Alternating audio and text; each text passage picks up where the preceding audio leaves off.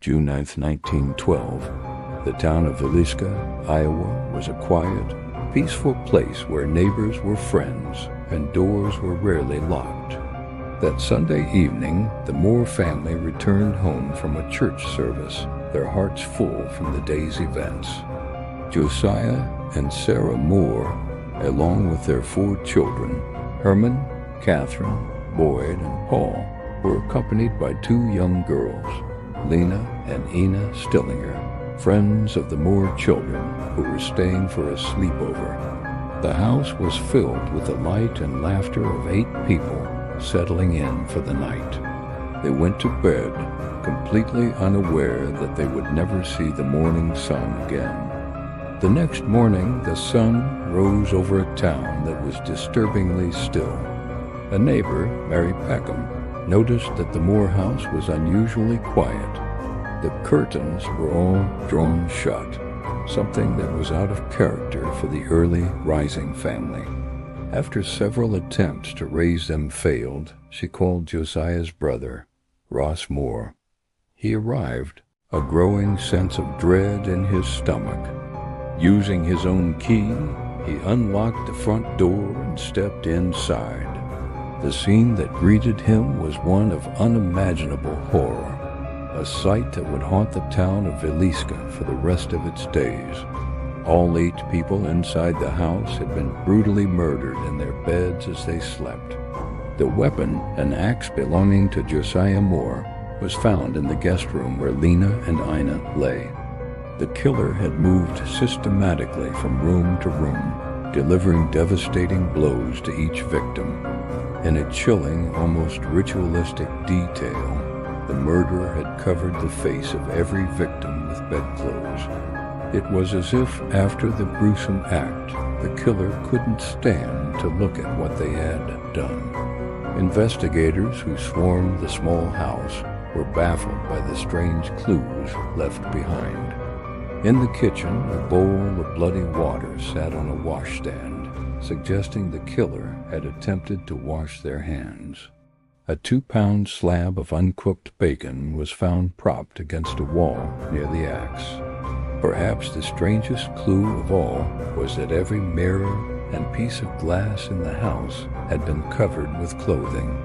The doors were locked from the inside, and all the windows were shut and covered. The killer had taken great care to ensure that no one could see in, and perhaps that the victim's spirits couldn't see out. The investigation that followed was one of the largest in Iowa's history, but it quickly became a confusing maze of theories and false leads. The town was gripped by fear and suspicion, with everyone pointing fingers. Numerous suspects were considered. There was Reverend George Kelly, a traveling preacher who gave a chillingly detailed sermon about the murders before they were even public knowledge. He later confessed only to recant his statement and was eventually acquitted. Another suspect was Frank F. Jones, a powerful state senator and Josiah Moore's business rival, who was rumored to have hired a hitman. There was also a transient named Andy Sawyer, who was seen near the train tracks, acting erratically and talking about the murders. Despite countless interrogations and 2 grand jury investigations, no one was ever convicted. The case grew colder with each passing year, and the town was left with more questions than answers. Today, more than a century later, the house on 508 East 2nd Street still stands in Villisca. It has become known as one of the most haunted locations in America. Visitors who are brave enough to spend the night report a chilling array of paranormal activity.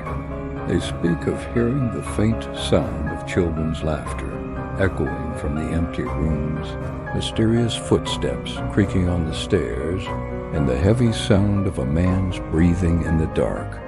Some have felt a cold touch on their shoulder or an unseen force tugging at their clothes. Many people who attempt to stay the entire night flee in terror before the sun rises, their faces pale, and their stories all too similar. The Villisca Axe Murders remain one of America's most infamous unsolved mysteries. The identity of the person who extinguished 8 lives on that quiet June night has been lost to time. The case is officially closed, but the story is far from over. For those who believe, the house itself holds the secrets. And if you dare to spend a night within its walls, listening to the whispers in the dark, you might just get closer to the truth than any investigator ever did. Just be careful, and whatever you do, try not to fall asleep. Thank you for watching.